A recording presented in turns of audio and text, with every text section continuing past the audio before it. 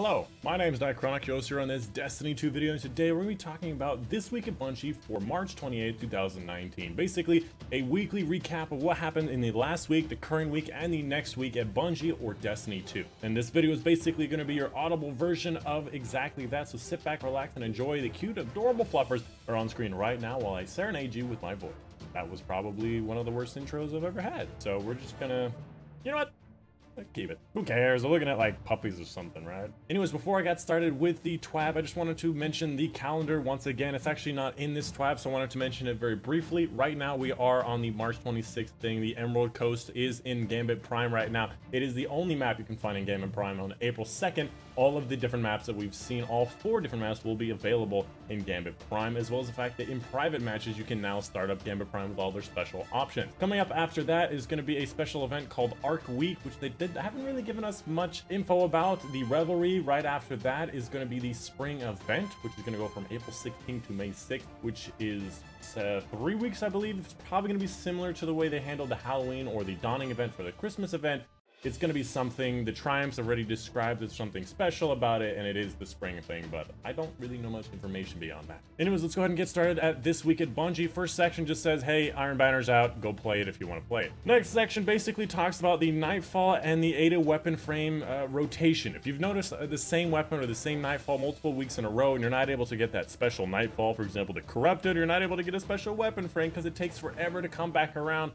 In update, where is it? Update, here we go. Update 2.2.1, they're going to be updating that to make it so that there'll be better coverage on both the Nightfalls as well as the weapon frame. So you'll be able to see a better spread on all the different Nightfalls as well as the weapon frame. So if you want to get that specific weapon to get that specific role, or get that Nightfall to get the specific thing you need for a title or whatever, it's going to be a better chances now. Talking about update 2.2.1, there's actually a preview of what it's going to be like, which is going to be happening on April 9th. So that thing I just described with the Nightfalls and Ada weapon frames, that's going to be happening on April 9th, which is the same day as the release of Arc Week. So this is all the things that are going to be changing, basically a lot of quality of life changes and bug fixes. First off, the Dreaming City cosmetics, the drop rate of the Ghost Ship and Sparrow have been double, tripled, and more for the respective activities. If you did not know, specific cosmetics have a higher chance of droppings in their respective activities. For example, the ship has a higher chance of dropping in the Shadow Throne, Ghost, and Ascendant challenges and stuff like that. Last Wish Raid cosmetics, same thing, Ghost Ship and Sparrow, double, triples, and more for the respective checkpoints. 1000 voices have been slightly better chances than currently available, so it is still rare among players.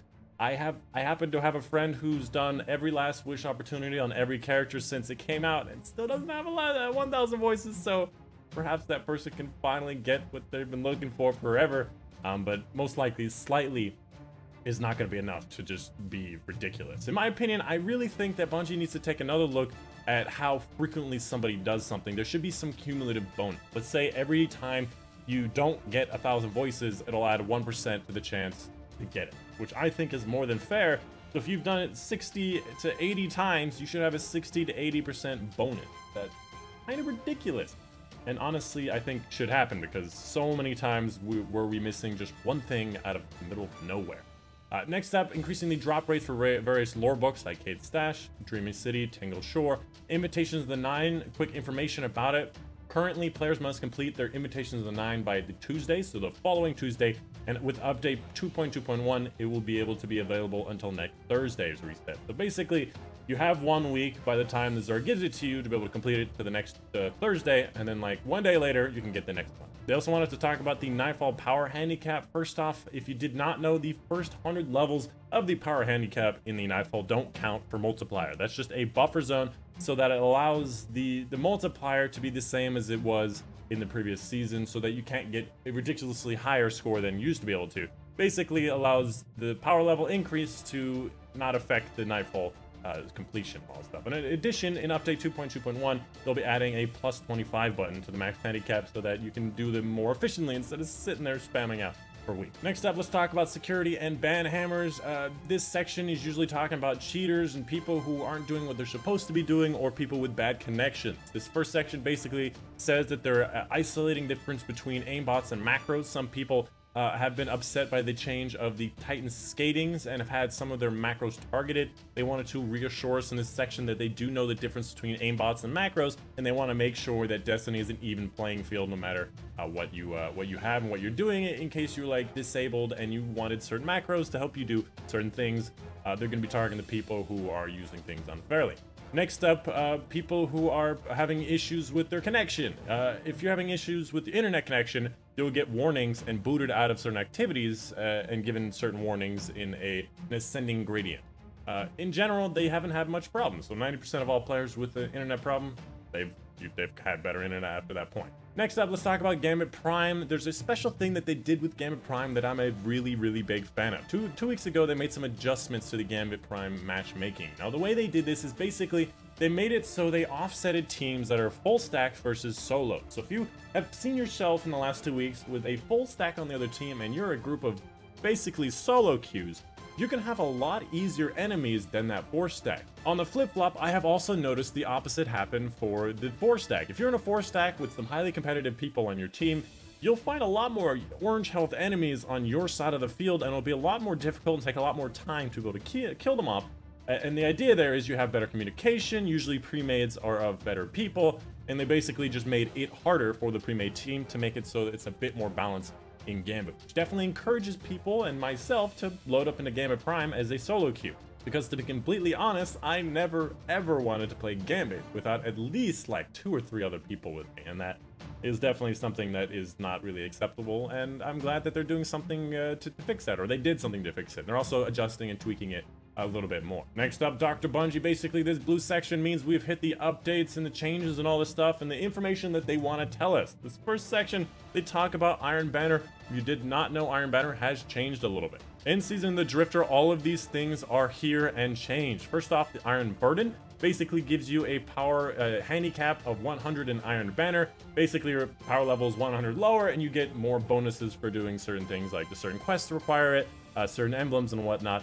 In the flip side of that, the Wolf's Favor gives you a power bonus of 100, basically a rare drop in certain daily and weekly challenges that you can actually get into Iron Banner if you're not the highest level or the max level in the game right now. And on top of that, Wiz and Rebuke, being able to get the curated Masterwork Fusion Rifle, which is unlocked by defeating 500 enemies in Iron Banner while under the effects of the Iron Burden before Season of Drifter ends. On top of that, I'd also like to mention, it's not just Iron Burden, it's people who are also that are higher level than you. So you actually, a lot of times, have to go even lower than the Iron Burn level, which I think is a little weird.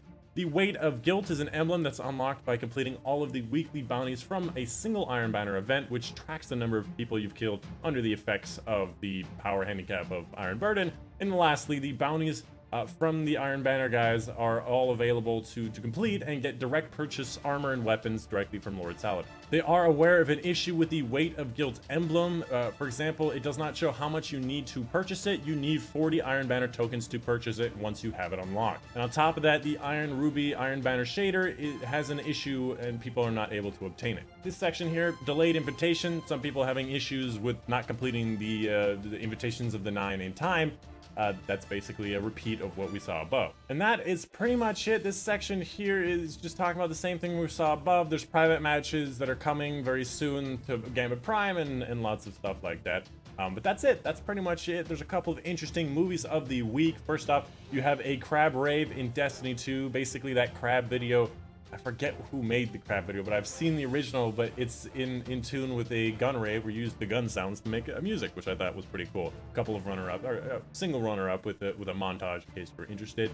And that is pretty much it. The only thing left to say is there's a Bungie bounty for Gambit Prime on PC that is coming up on a day. I don't know what day it is, okay? It's on PC, it's Gambit Prime, 10 a.m. noon, Twitch Bungie. I assume it's today or tomorrow. Something, I don't know. But that's it. That's the end of it. Here's some artwork that, well, I think this is actually a cosplay, which is pretty dope. A couple other things in artwork. This is really lovely. I really like that. I might actually make that my background. But a couple of artworks to round out the end, and that's pretty much it. That's what this week at Bungie. That is this video from me. Let me know in the comments down below if you had any questions. If you had any answers to those questions, put them down there as well. That's it. That's the video for you guys today. Hope you guys did enjoy. My name's been Dychronic, and I will see you guys on the next one.